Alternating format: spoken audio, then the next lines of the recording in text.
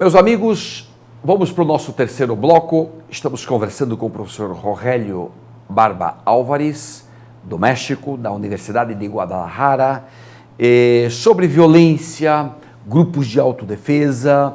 No bloco anterior, fizemos um balanço sobre o narcotráfico interno, externo, e a invasão deles aí nos países vizinhos e, ademais, a diversificação de atividades do grupo organizado. Agora vamos falar um pouquinho de legalização das drogas. Como está este tema, legalização das drogas, ou particularmente da marihuana, da maconha, porque no Uruguai, dentro de um mês, 2 meses, já estará legalizado todo, empezará a venta já, a venta, o governo vai vender a marihuana. Em Colorado e Washington, nos Estados Unidos, já está acontecendo isso, e com uma surpresa enorme, porque eles imaginavam faturar 1 bilhão de impostos em um ano, e ganharam 1 bilhão em praticamente 3, 4 meses, já ganharam o que eles imaginavam que ia ganhar no ano. Ou seja, vendeu muito, ganhou muitos impostos, muito dinheiro. ¿Cómo está este tema no México? Bueno, es un tema que se está empezando a discutir, cuando menos en mi estado, que es Jalisco.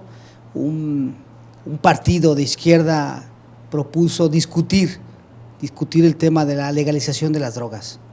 Luigi Ferrajoli decía que para poder terminar con ese monopolio de la delincuencia organizada en la venta de las drogas, pues se tendría que abrir, ¿no? Cuando menos discutir. Los estados más liberales en México es el Distrito Federal, y ahora Jalisco quiere empezar a discutir este tema de la venta. Bueno, aquí el asunto sería, o la pregunta, ¿quién es el que va a vender? Bueno, porque bueno, ya ahí Vicente Fox decía que un presidente de México, el primer presidente de México de ala de derecha, panista, pues él decía que él se apuntaba, ¿no? Entonces, aquí lo importante sería quién es el que va a vender la droga y cómo va a estar regulada.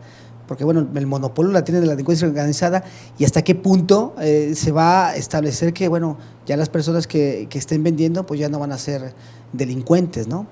Entonces, sí sería muy importante esta discusión sobre la liberalización, cuanto menos de la marihuana, que, bueno, ya se ha estudiado científicamente que puede paliar algunas enfermedades como el cáncer, ¿no? Y algunas otras enfermedades. Sería interesante poder establecer, cuando menos en la mesa pública, pues una discusión científica, social, de los beneficios, de los pros y los contras sobre la legalización o no de las drogas. Los grupos de autodefesa, que estão em 8, 9 estados do México, qual é a tendência hoje? Aumentar ou diminuir? E, claro, esses grupos de autodefesa rompem com a velha doutrina de que o monopólio da força é do Estado, o monopólio da violência é do Estado. No momento em que você tem uma polícia particular, essa polícia faz uso da força e não mais o Estado. Rompe o monopólio, com isso quebra um dos eixos da modernidade. A modernidade, um dos eixos, é o Estado forte e monopolizante da violência. Mas qual é a tendência hoje? Aumentar ou diminuir? Bueno, la tendencia debe ser erradicar la delincuencia organizada y que se desvanezca los grupos de autodefensa, o que se incorporen a las instituciones públicas. Yo creo que el reconocimiento de la sociedad y de esos grupos para defender sus derechos, pues es válido cuando el Estado no puede combatir o no se ha hecho cargo de la delincuencia organizada. Entonces yo creo que la tendencia es que se fortalezca el Estado de Derecho en esos estados a partir de la sociedad organizada. Porque, bueno, campesinos, empresarios, pequeños empresarios de tiendas muy pequeñas les cobraban pues ese impuesto revolucionario del crimen organizado, y es crimen organizado muy bien identificado, ¿no? Se denominaba la familia michoacana, y hubo una escisión de la familia, y esa escisión, pues la otra banda organizada lo que hacía era pues delitos atroces hacia familias, a la desintegración familiar, violaciones, se llevaban a la mujer del campesino, ya no la regresaban. Entonces es así como estos grupos de autodefensa pues se organizan para hacerle frente a la delincuencia organizada. Entra el ejército y combate no a la delincuencia organizada, sino a los grupos organizados. Entonces ahora ya el Estado, ya hay un acuerdo nacional para que se sumen esos grupos organizados a la defensa de los derechos y de los intereses colectivos y de la sociedad para desplazar a la delincuencia organizada. Entonces yo creo que la tendencia allí es que se disminuya o se erradique la delincuencia organizada y se fortalezca el Estado de Derecho en esos estados y esas personas que forman parte de las autodefensas puedan estar ya de parte del Estado, ¿no? Que nunca lo han dejado de estar, pero al verse desprotegidos, pues se organizaron. Isto todo demonstra um Estado praticamente falido. Bueno, los partidos de oposición se aprovechan de ese tipo de circunstancias que pasan en México para detonar, para dinamitar los acuerdos democráticos que está iniciando el partido en el poder. Yo creo que deberíamos de sumarnos a las políticas consensadas para el bienestar de la sociedad. Entonces, se podría hablar de un estado fallido en el sexenio pasado en esos estados, los estados muy identificados como es Tamaulipas, Nuevo León y Michoacán, que allí el propio estado, las instituciones públicas, la policía municipal, la policía estatal participaba con la delincuencia organizada. Entonces, allí la desconfianza de la ciudadanía para poder ir a restituir por medio de la vía democrática con el Estado. Es por eso que surgen los delitos de reacción. Sim, sim. E vitimização secundária, Rogério, você ha sugerido que este tema também habláramos sobre ele, a vitimização secundária.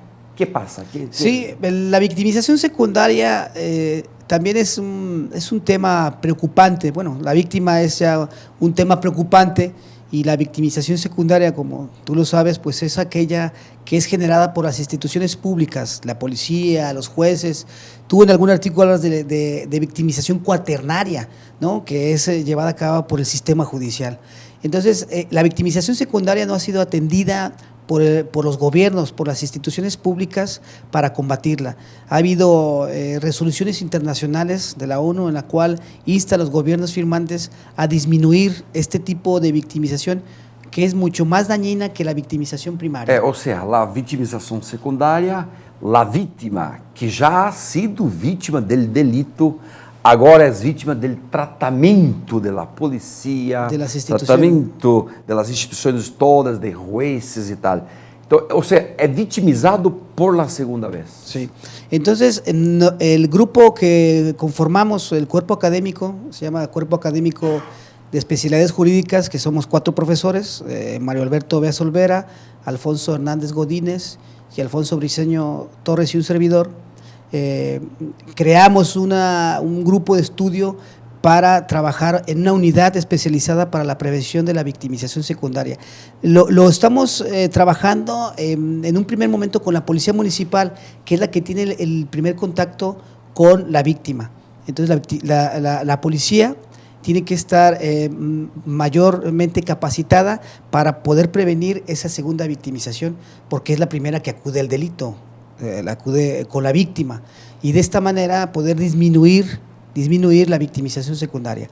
Se aprobó la Ley General de Víctimas hace algunos meses en México y el Estado de Jalisco aprobó una ley estatal y ahí viene de manera tímida el concepto de victimización secundaria. Nosotros queremos potencializar desde el punto de vista académico, llamar la atención al legislativo para que procure más asesoría o políticas públicas que tengan que ver con la disminución de esta victimización.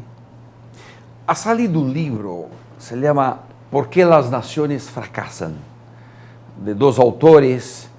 Eu he leído este livro e este livro, estes 2 autores comparam a situação econômica e, em certo momento, também político-criminal da violência. Estados Unidos, Europa e América Latina. Quanto à América Latina, eles dizem que somos nações fracassadas, político-criminalmente tranquilo, porque a violência não diminui, a violência solamente cresce, e que isto todo se deve à nossa história, uma história de colonização. O que pensa você sobre esta tese? É uma tese de dois autores. Podemos concordar, podemos não concordar. Bueno, ya la colonización ya pasó hace mucho tiempo, ¿no? Sí han dejado algunos antecedentes históricos, como la corrupción, ¿no? Que es algo muy similar en los países de Latinoamérica. Yo creo que ahora de manera responsable tenemos que ver hacia el futuro y ver verdaderamente las necesidades, ¿sí? Las necesidades y adecuarnos a las necesidades criminales para poder atenderlas desde un punto de vista pues más garantista, más democrático. Yo creo que eso sería una irresponsabilidad, ¿no? Llamar que por haber sido colonizados por los países, por ejemplo en nuestro caso España, pues permanece ese tipo de criminalidad, ¿no? Esto, o que ellos dicen es que los países colonizados tienen instituciones todas bien deformadas. Las instituciones de la democracia, del mercado, las jurídicas y la propia sociedad civil, que son todas instituciones muy deformadas por una historia que viene de corrupción, de violencia, algo que un escritor brasileño, Darcy Ribeiro, decía que en el alma del brasileño está impregnada la tortura, que viene, el brasileño ya nace con la tortura impregnada por la historia, una historia de más casi 400 años de esclavitud. Eso lo tenemos que asimilar y yo creo que aquí corresponde más bien al sistema educativo que se pueda fortalecer. Invertir más en la educación sí, para ser menos corruptos, ¿no? Porque bueno, aquí la corrupción son de dos personas. Entonces, si invertimos más en la educación, bajan más los delitos y hay más conciencia. Por ejemplo, la devastación del planeta, que es algo que va a ocurrir, se puede evitar. La única solución es sobre la educación, sobre el valor que se tiene del medio ambiente, que no se va a tener en algunos años. Por ejemplo, se acaba de extinguir el jaguar en México, se extinguió una especie de jaguar que ya está, ya no va a haber más. No, se acabó. Entonces es algo triste que ya está aconteciendo poco a poco. Entonces, si no detenemos eso de manera consensada, de manera democrática, pues no vamos a resolver los problemas. Com isto, você sinaliza, Rogério, que devemos mirar em los países que dieron certo. Así es. Então, eu hablo de Suécia, Noruega, Dinamarca, Islândia, Finlândia, Suíça, Holanda, Coreia do Sul, etc. Porque são países que hoje apresentam assassinato para 100.000 pessoas, e têm nível educacional altíssimo. Talvez sea el nuestro futuro para mirar, aunque sea una mira utópica, pero de utopías tenemos que vivir, porque si no tenemos utopías como profesores, paramos de escribir. Si no tenemos utopías como seres humanos, nos matamos. Si no tiene utopía para vivir, es mejor no vivir. Claro, ¿no? claro, tenemos que tener esperanza todos, ¿no? Sobre esto, de que algo hay que hacer, porque hasta poco no teníamos ejemplos. Então, mirar em Estados Unidos, que tem hoje uma miséria impressionante, não é um bom modelo para isto, para este tema. Agora temos os países que eu estou chamando de escandinavizados, não? Por estar ali cerca ou com a política de Escandinávia. Seria, talvez, uma saída para nós outros, não? Pensar en esto, trabajar en esto, en esta línea. Sí, pero no adoptar las medidas legales porque también se hacen copias mal hechas, como se dice en México. Sí, adoptar algunas políticas, algunos programas que puedan ser viables, ¿no? Por ejemplo, el sistema de transporte, que es fenomenal aquí en Brasil, en algunos estados que conozco yo, y sobre todo el cuidado del medio ambiente en Italia, por ejemplo, la protección y la dedicación, la preocupación de los ancianos, de los pequeños, Eso debemos aprender los países que estamos en desarrollo para poder garantizar, ¿sí?, pues una vejez cómoda, ¿sí?, saludable y un desarrollo para nuestros pequeños, ¿no? E será que as classes políticas que nós temos estão suficientemente capacitadas para estes desafios? Pues debemos de empezar, ¿sí?, con la educación, y aquellas personas que en algún momento de su vida van a estar en la palestra o van a ser candidatos a algún puesto de elección popular, pues estén muy bien formadas y puedan garantizar verdaderamente y objetivamente que la legislación que van a hacer es en bienestar de todos y no solamente de algunos pocos. Sim, correto. E, Rogélio, para encerrar, quais considerações finais você hace e, sobretudo, as perspectivas de México e de América Latina para sair deste infernal problema da violência? Quais são as perspectivas? Bueno, en cuanto a México, yo considero que la revolución legislativa tiene que seguir dando frutos. Espero que en algunos años, no muy lejanos, se puedan verdaderamente legislar de manera pues más democrática y sobre todo la unificación de la legislación. Tenemos un problema legislativo en México que yo creo que se puede resolver en mucho. La unificación penal, por ejemplo, la unificación de los delitos o de las contravenciones que son aquí conocidas. Allá hay más de 1,200 reglamentos de policía y buen gobierno. Entonces, a lo mejor establecer una legislación única sobre ese tema, ¿sí?, y sobre todo la democratización del Poder Judicial y la independencia del Ministerio Público y de los jueces. Eso sería muy importante, es el reto que se tiene, sobre todo esa legislación penal adjetiva que acaba de nacer hace algunos meses. Esperemos que pueda redundar en un sistema judicial eficiente. Ese es el reto prioritario, sobre todo invertir en la educación de nuestros jóvenes, invertirle más, porque se invierte más en la milicia, en la seguridad pública, y el presupuesto para la educación es mínima y aumenta muy poquito. Cada año es un aumento muy pequeñito que no representa nada. Ou seja, estamos fazendo políticas públicas em matéria de segurança, políticas públicas equivocadas. Eu penso que sim, em Brasil. Penso que sim, que estamos totalmente equivocados. Y también usted, para México, igual. Sí, y ahí se tiene que hacer una alianza entre los partidos políticos, porque bueno, cada partido pues genera sus expectativas y descalificando las políticas del otro partido. Yo creo que es unificar criterios para legislar y unificar criterios en base, bueno, a prerrogativas que se tienen que ver principalmente con los bienes jurídicos más importantes. Eso sería lo más importante, pues, para poder avanzar y ir disminuyendo la criminalidad y sobre todo, pues, una institución mejor preparada, mayor profesionalización de las instituciones públicas encargadas de la seguridad pública, sobre todo.